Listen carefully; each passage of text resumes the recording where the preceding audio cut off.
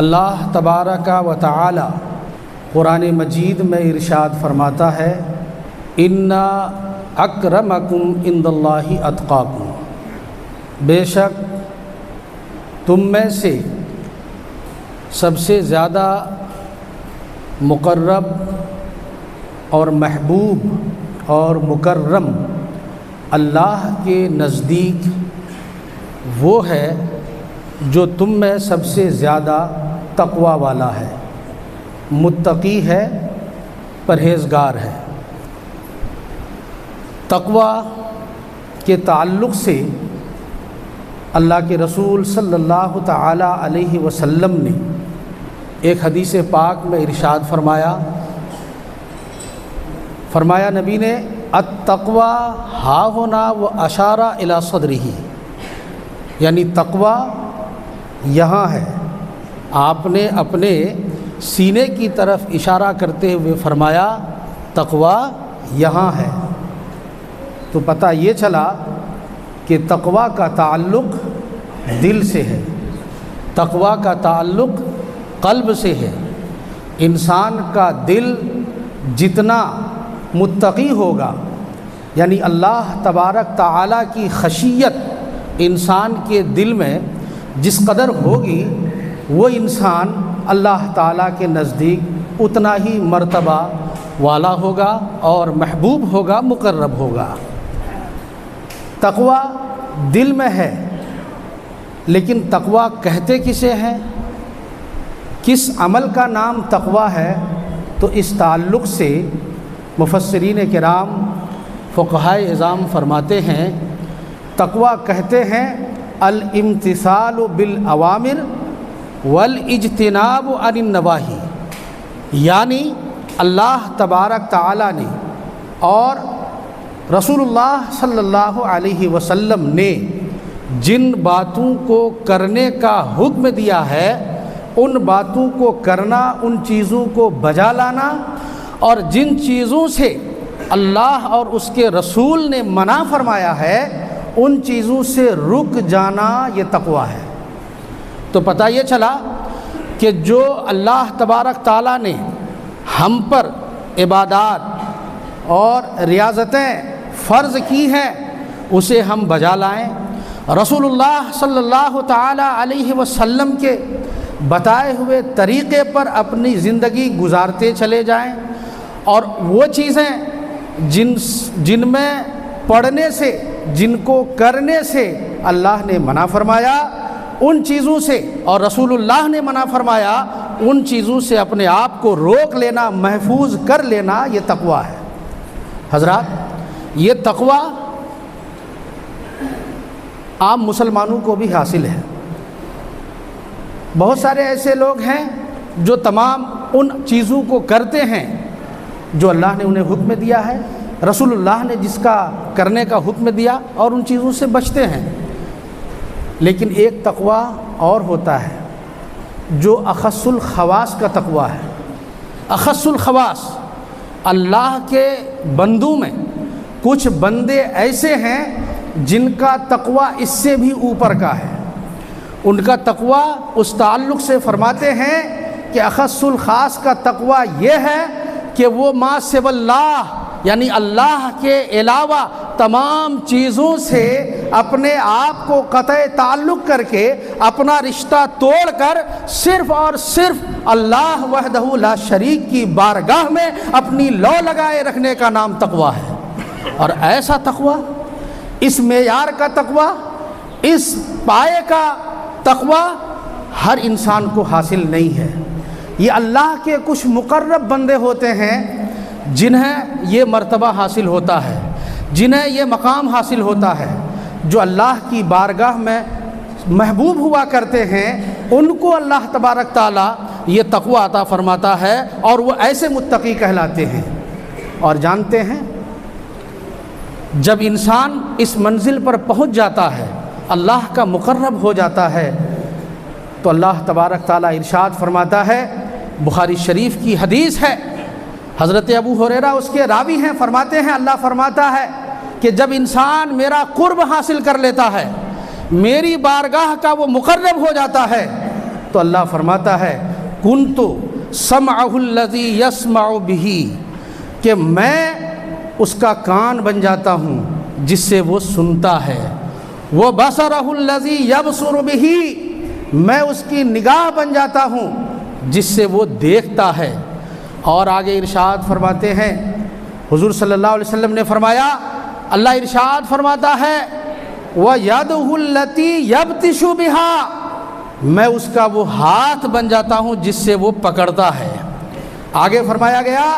وَرِجْلَهُ الَّتِي يَمْشِي بِهَا، میں اس کا پیر بن جاتا ہوں جس سے وہ چلتا ہے۔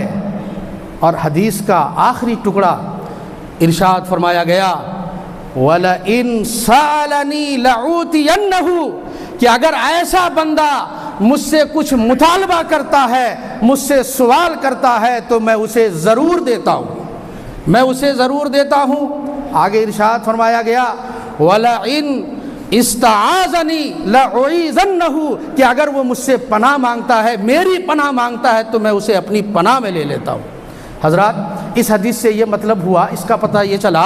کہ اللہ کا جو مقرب بندہ ہوتا ہے اگر بارگاہ خداوندی میں کسی چیز کا سوال کرتا ہے، کسی چیز کا مطالبہ کرتا ہے تو اللہ تبارک تعالیٰ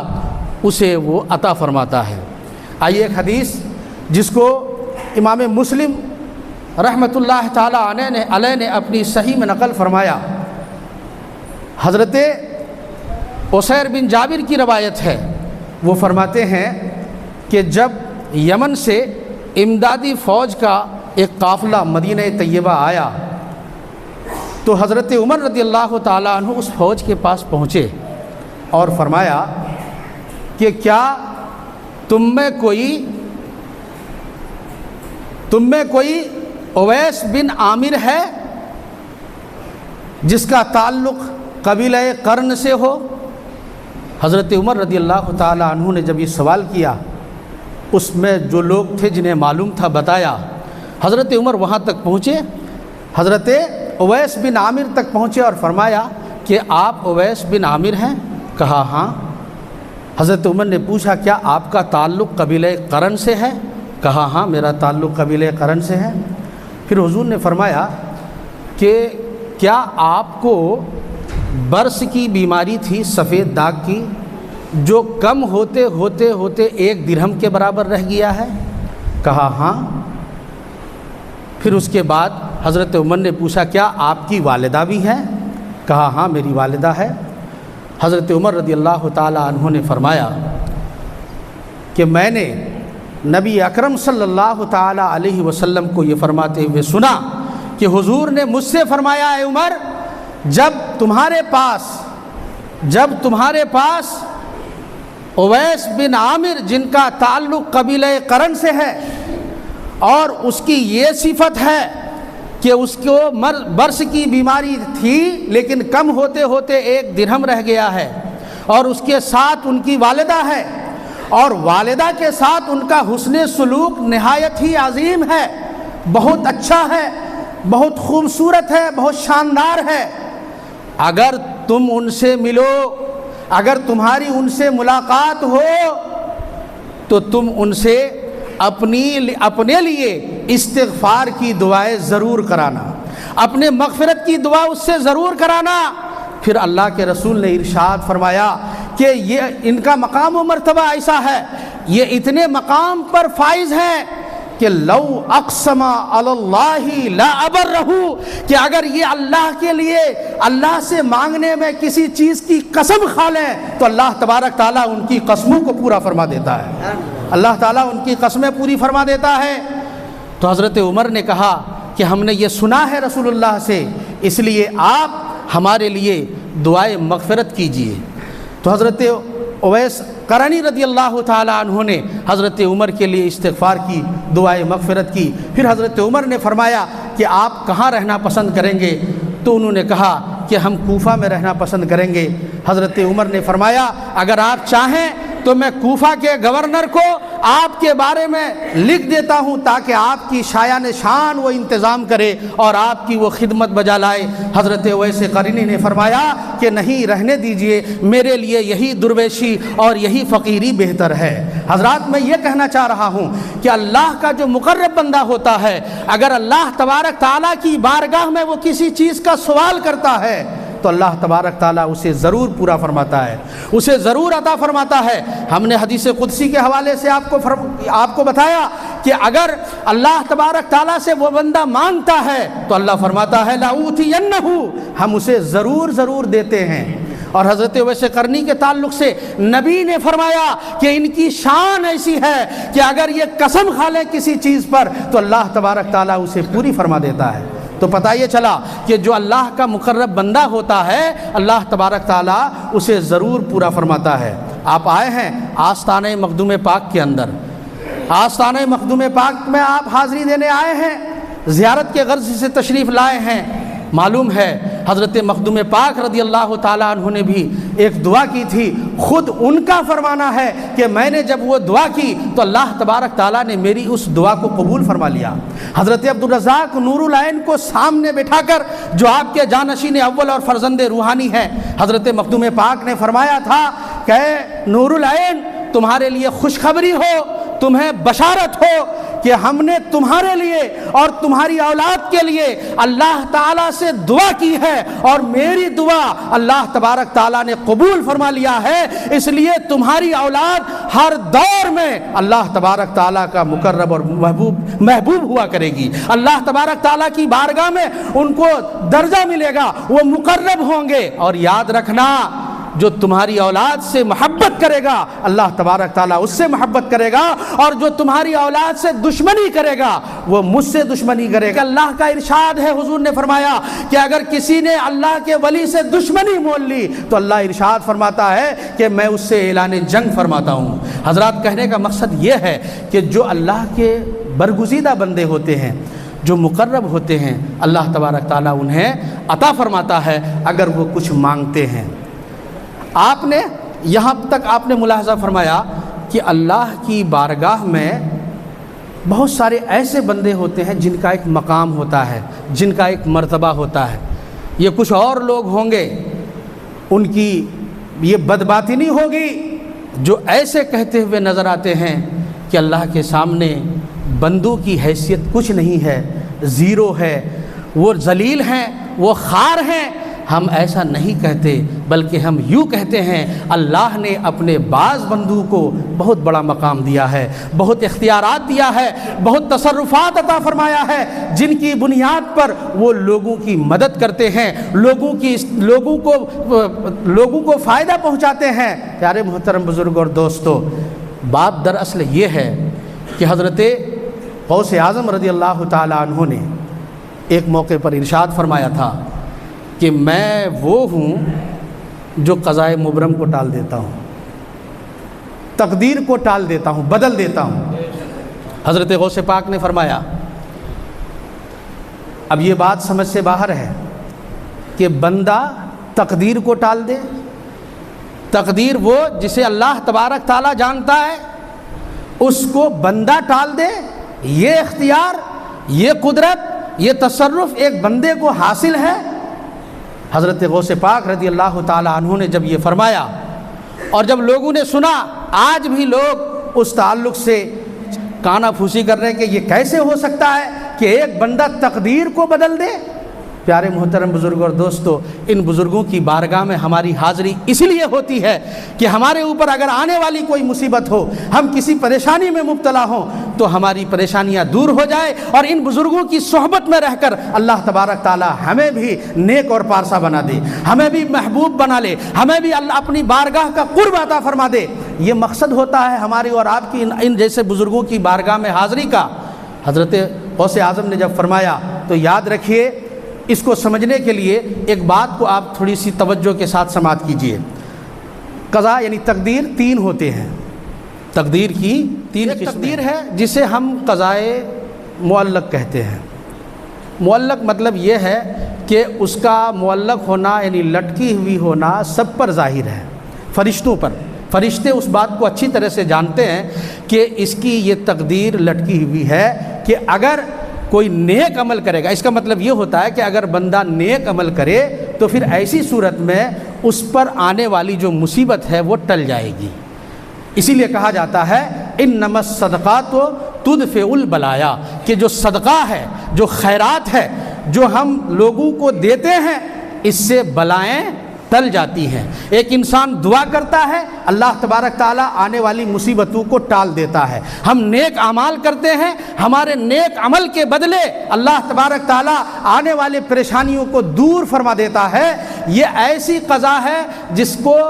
فرشتے بھی جانتے ہیں، ان کے صحیفوں میں یہ لکھا ہوا ہے کہ بندہ ایسا کرے گا تو اس کے ساتھ اس طرح کا معاملہ ہوگا۔ یہ تقدیر ٹل جاتی ہے، ہماری دعا سے بھی، ہمارے نیک اعمال سے بھی، اور کسی کے دعا کرنے سے بھی یہ تقدیر ٹلتی ہے۔ ایک تقدیر وہ ہوتی ہے جو فرشتوں کے علم میں نہیں ہوتا، اس کا ٹلنا فرشتوں کے علم میں نہیں ہوتا، ان کے صحیفوں میں یہ لکھا نہیں ہوتا، ان کے صحیفوں میں یہ لکھا ہوتا ہے کہ یہ تقدیر ہے، لیکن اللہ تبارک تعالیٰ کے علم میں ہے کہ بندہ اگر کچھ کرے گا، یا کوئی بندہ اس کے لیے، کوئی میرا مقرب بندہ اس کے لیے اگر دعا فرمائے اور دعا کرے اور اس کے لیے طلب مدد کرے تو میں اس کی دعا سے، اس کے وسیلے سے اس کی تقدیر کو ٹال دوں گا۔ اس کا نام ہوتا ہے، اس تقدیر کو کہتے ہیں، یہ معلق ہے مگر مبرم کی طرح ہے۔ یہ معلق ہے مگر مبرم کی طرح ہے، ایسا لگے گا ہمارے لیے مبرم ہے، لیکن اللہ تبارک تعالیٰ کے علم میں وہ چیز پکی نہیں ہے، وہ ٹل سکتی ہے۔ اور ایک قضا وہ ہے جو بالکل مبرم ہے، وہ ٹل ہی نہیں سکتی، اس تقدیر پر کسی کو بھی اللہ تبارک تعالیٰ نے علم نہیں دیا ہے، اس تقدیر کو اللہ تبارک تعالیٰ جانتا ہے، وہ ہو کر رہنا ہے، جو اللہ نے لکھ دیا اس کو کوئی ٹالنے والا نہیں ہے۔ حتیٰ کہ اگر کوئی اللہ کا نیک بندہ اس تقدیر کو یا ایسی دعا کرے جس سے تقدیر مبرم سے جا کے وہ ٹکرائے تو اللہ تبارک تعالیٰ ایسے بندے کو منع فرما دیتا ہے اور کہتا ہے کہ اس تعلق سے آپ ہم سے کسی چیز کا مطالبہ مت کیجیے۔ حضرت ابراہیم علیہ السلام کے بارے میں آیا ہے کہ جب فرشتے قوم لوط پر عذاب لے کر حاضر ہوئے تو حضرت ابراہیم علیہ السلام چونکہ بہت ہی نرم دل تھے، بہت ہی نرم دل تھے، رحم دل تھے، تو انہوں نے قوم لوط سے عذاب کو ٹالنے کے لیے، قرآن پاک میں آیا ہے، اللہ ارشاد فرماتا ہے یجادلنا فی قوم لوط، کہ ابراہیم ہم سے قوم لوط سے عذاب کو ٹالنے میں مجادلہ کر رہا ہے۔ مجادلہ جدال یعنی جھگڑا کر رہا ہے، بالکل ضد پر آ چکا ہے۔ تو اللہ تبارک تعالیٰ نے حضرت ابراہیم کو ایسے موقع پر ارشاد فرمایا، کہا اور ابراہیم آپ اس سے دور ہو جائیے، ہم اس قوم پر ایسا عذاب لانے والے ہیں کہ جو ٹلنے والا نہیں ہے۔ پتہ یہ چلا کہ اگر کوئی بندہ قضائے مبرم کے تعلق سے دعا کرتا ہے تو وہ ہٹتا نہیں، بلکہ اللہ تبارک تعالیٰ اس بندے سے یہ کہتا ہے کہ اس معاملے میں مت پڑیے۔ اسی طریقے سے ہم نے اور آپ نے سنا ہوگا، بہت سارے اولیاء کرام دعا کرتے ہیں، مصیبت ٹل جاتی ہے، کوئی آنے والی مصیبت ہوتی ہے ٹل جاتی ہے، لیکن یہ بھی سنا کہ کچھ اللہ کے بندوں نے دعا کی، وہ مصیبت نہیں ٹلی، وہ آئی، ایک بار دعا کی ٹل گئی، دوسری بار دعا کی ٹل گئی، تیسری بار جب دعا کی گئی تو نہیں ٹلی، وہ مصیبت ہو کر رہی۔ آخر کیا وجہ ہے کہ 2 مرتبہ دعا قبول ہو رہی ہے اور تیسری مرتبہ دعا قبول نہیں ہوئی، مصیبت نہیں ٹلی؟ پتہ یہ چلا کہ اس عذاب کا آنا یا اس کام کا ہونا بالکل ہی متحقق تھا، مسلم تھا، اس لیے وہ ٹلنے والا نہیں ہے۔ تو پیارے محترم بزرگوں اور دوستو، آپ نے جب ان تینوں قسموں کو سماعت کیا تو اب اندازہ لگائیے حضرت غوث اعظم رضی اللہ تعالیٰ عنہ نے جو فرمایا کہ میں قضائے مبرم کو بھی ٹال دیتا ہوں، یعنی اس قضا کو جس کا ہونا متحقق ہے، اس سے مراد وہ قضائے مبرم نہیں جس سے حضرت ابراہیم کو روک دیا گیا تھا، بلکہ اس سے مراد وہ قضا ہے جو فرشتوں کے علم میں مبرم ہے، لیکن اللہ کے علم میں اس کا ٹلنا ثابت ہے۔ ایسی تقدیر کے لیے جب اس طرح کے بزرگان دین رب کی بارگاہ میں دعا کرتے ہیں تو اللہ تبارک تعالیٰ ان تقدیروں کو ٹال دیتا ہے، ان مصیبتوں کو ٹال دیتا ہے۔ اسی لیے حضرت غوث اعظم نے فرمایا کہ میری بارگاہ میں آ کر اگر کوئی شخص اپنی تقدیر ٹالنے کے لیے، اپنی مصیبتیں دور کرنے کے لیے اگر دعا کرتا ہے، مجھ سے وسیلہ طلب کرتا ہے، میری مدد چاہتا ہے، اور میں چاہوں تو اللہ تبارک تعالیٰ کی بارگاہ میں دعا کر کے میں اس تقدیر کو بھی ٹال سکتا ہوں جو مبرم ہو چکی ہے۔ اس لیے حدیث پاک میں آیا، ایک موقع پر اللہ کے رسول نے ارشاد فرمایا، اسی تناظر میں وہ حدیث ہے، ان الدعاء يرد القضاء بعد ما ابرما، کہ دعائیں قضائے مبرم کو بھی ٹال دیتی ہیں۔ یعنی ہم اور آپ اگر دعا کریں خلوص و للہیت کے ساتھ، مکمل وثوق کے ساتھ، اللہ تبارک تعالیٰ کی بارگاہ میں مکمل یقین کے ساتھ، تو اللہ تبارک تعالیٰ اس قضا کو ٹال دیتا ہے جو ہمارے علم میں یا فرشتوں کے علم میں مبرم تو ہے، لیکن اللہ کے علم میں اس کا معلق ہونا ثابت ہے۔ پیارے محترم بزرگ اور دوستو، حضرت غوث پاک رضی اللہ تعالیٰ عنہ چونکہ اللہ کے مقرب بندے ہیں، اللہ کے مقرب بندے ہیں، جب اللہ تبارک تعالیٰ کی بارگاہ میں وہ دعا کرتے ہیں، جب اللہ کی بارگاہ میں وہ کسی چیز کا مطالبہ کرتے ہیں تو اللہ تبارک تعالیٰ انہیں ضرور عطا فرماتا ہے۔ یہ تو اللہ کے نیک بندوں کی بات ہے۔ آپ اندازہ لگائیے، وہ بندہ حدیثوں میں آیا ہے کہ اگر کسی شخص کا نابالغ بچہ انتقال کر جائے، نابالغ بچہ اگر انتقال کر جائے، فرمایا گیا کہ اگر کوئی شخص اپنے اس نابالغ بچے کی موت پر صبر کرے تو اللہ تبارک تعالیٰ اس کو اس سے بہتر عطا فرماتا ہے، اور یہ بچہ کل میدان محشر میں اس کے لیے شفاعت کا ذریعہ بنتا ہے، شفاعت کا ذریعہ بنتا ہے۔ یہ تو اس بچے کی بات ہے جو نابالغی میں انتقال کیا۔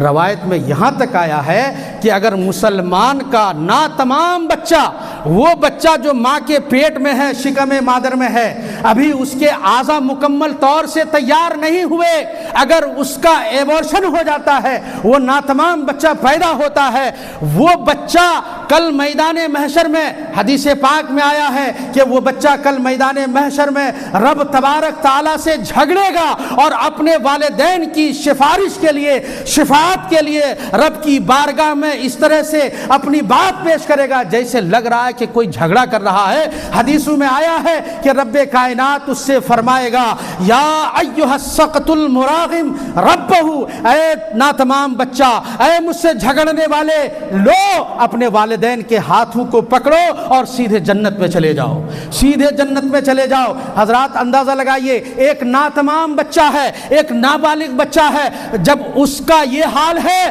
کہ رب کی بارگاہ میں جب وہ کسی چیز کا مطالبہ کرتا ہے تو رب کائنات اسے عطا فرماتا ہے، تو پھر ایسے بندے جو اللہ کی بارگاہ کے مقرب ہیں، جن کی ولایت کا چرچا چار عالم میں بج رہا ہے، جن کی ولایت کا چرچا ہر طرف ہے، یہ غوث العالم محبوب یزدانی سلطان سید مخدوم اشرف جہانگیر سمنانی، یہ اللہ کے محبوب ہیں۔ جب یہ کچھ دعا کرتے ہیں اللہ قبول فرماتا ہے۔ محبوب سبحانی ہو تو اللہ تبارک تعالیٰ اگر ان کی بارگاہ میں، اللہ کی بارگاہ میں جب یہ دعا کرتے ہیں تو ایسے بندے کی دعا رب تبارک تعالیٰ رد نہیں فرماتا بلکہ قبول فرما لیتا ہے۔ یہ حضرت غوث پاک رضی اللہ تعالیٰ عنہ کا مقام و مرتبہ ہے کہ جب وہ قضائے مبرم کو ٹالنے پہ آ جائیں تو رب سے دعا کر کے ٹال لیتے ہیں۔ اب اندازہ لگائیے کہ حضور غوث اعظم رضی اللہ تعالیٰ عنہ کا مقام و مرتبہ کتنا ہوگا۔ اس لیے پیارے محترم بزرگ اور دوستو، اولیاء کرام کی بارگاہ میں ہم جائیں تو صرف ایسی یہ نہیں کہ ہم دنیا داری کے لیے طلب کریں، ہم اپنی دنیا طلب کریں، نہیں، بلکہ اولیاء کرام کی بارگاہ میں جائیں تو ہم حسن عاقبت طلب کریں، ہم اپنے حسن خاتمہ کا سوال کریں اور ان سے یہ کہیں کہ آپ رب کی بارگاہ میں دعا فرما دیں کہ اللہ تبارک تعالیٰ ہمیں دنیا میں بھی سرخروی عطا فرمائے اور آخرت میں بھی سرخروی عطا فرمائے۔ یہ وہ بندے ہیں جن کے بارے میں حضرت شیخ عبد المحدث دہلوی فرماتے ہیں کہ کچھ بندے ایسے ہیں جو اپنی حیات میں تصرف کرتے تھے، اللہ تعالیٰ نے انہیں یہ قدرت دی ہے کہ وہ انتقال فرما جانے کے بعد بھی اپنے قبروں سے ویسے ہی تصرف کرتے ہیں، اور ان بندوں میں، اللہ کے ان مقرب بندوں میں حضرت غوث اعظم رضی اللہ تعالیٰ عنہ کا بھی نام آتا ہے۔ کہ یہ جب اپنی قبروں سے رب تبارک تعالیٰ کی بارگاہ میں دعا کرتے ہیں، ہاتھوں کو اٹھاتے ہیں، تو اللہ تبارک تعالیٰ ان کی دعا قبول فرما لیتا ہے، اور پھر جس بندے کے لیے دعا کرتے ہیں اس کی مصیبتیں ٹل جاتی ہے۔ اللہ پاک سے دعا ہے کہ مولا تعالیٰ ہمیں اپنے محبوبین کی بارگاہ کا سچا پکا غلام بنائے، اور نبی اکرم صلی اللہ تعالیٰ علیہ وسلم کی بتائی ہوئی شریعت کے مطابق زندگی گزارنے کی توفیق عطا فرمائے۔ السلام علیکم ورحمۃ اللہ